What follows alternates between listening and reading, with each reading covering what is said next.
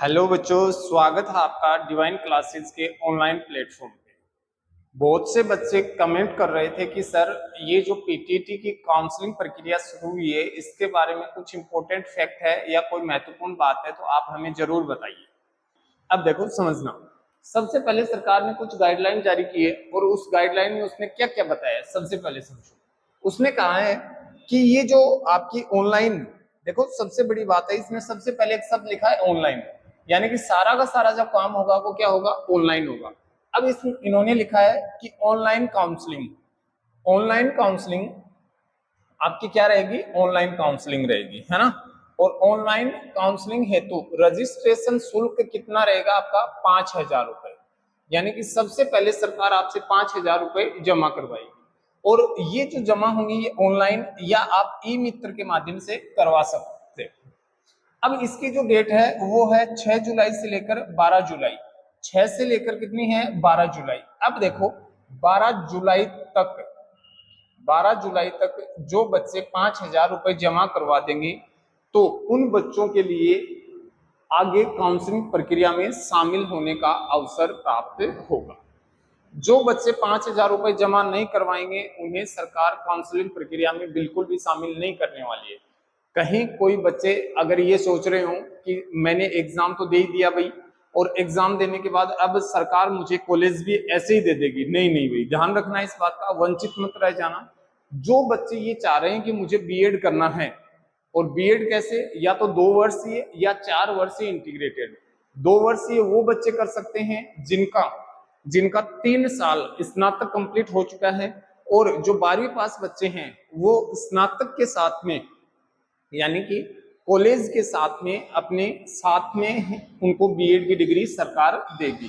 तो जो कॉलेज के साथ में बीएड करना चाह रहे हैं उनको सरकार 1 साल की छूट देती है, कहती है कि हम 4 साल में करवाएंगे, और जिन्होंने 3 साल कॉलेज पूरा कर लिया उनको 2 साल बीएड करना पड़ेगा।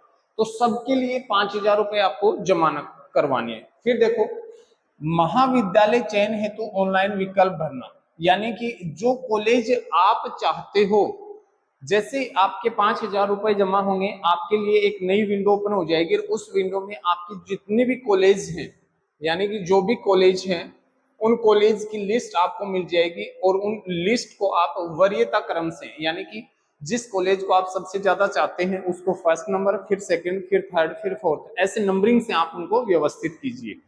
फिर कह रहे हैं कि विकल्प भरना है आपको, और लिखा है कि पंजीकरण शुल्क रुपए 5,000 जमा करवाने के पश्चात, यानी कि जो बच्चा 5,000 जमा करवाएगा वही कॉलेज भर सकता है।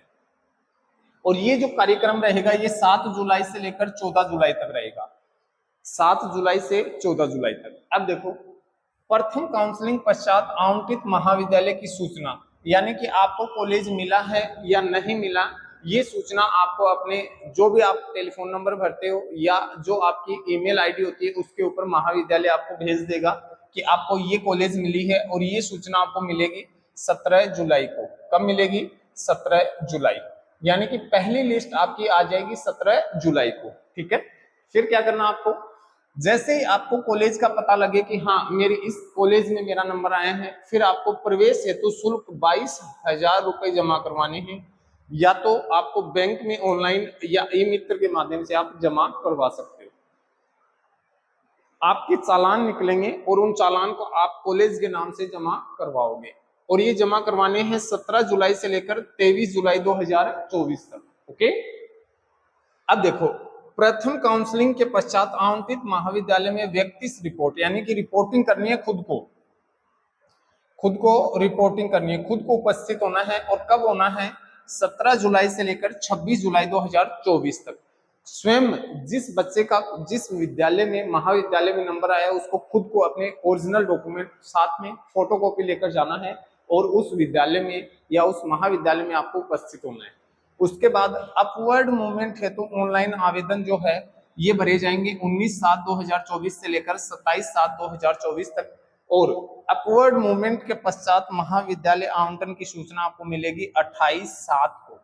कब मिलेगी, 28/7, यानी कि 28 जुलाई को, 28 जुलाई को। और फिर आपको क्या करना है कि अपवर्ड मूवमेंट के पश्चात आवंटित महाविद्यालय में आपको रिपोर्टिंग करनी है स्वयं स्वयं को रिपोर्टिंग करनी है और ये करनी है 29 और 30 जुलाई को, यानी कि 30 जुलाई को आपके सारे कार्यक्रम संपन्न हो जाएंगे।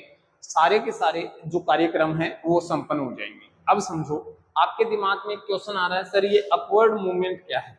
चलो अब देखते हैं ये अपवर्ड मूवमेंट क्या है।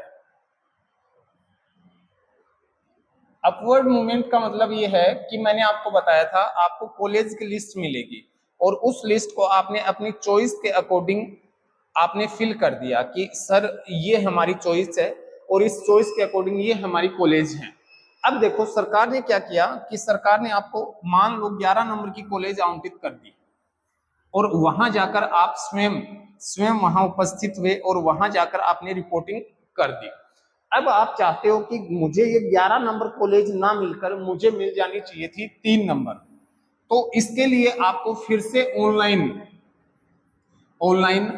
आपको आवेदन करना पड़ेगा फिर से, और इसकी लिस्ट फिर जारी होगी और ये होगी 28 जुलाई को। कब जारी होगी?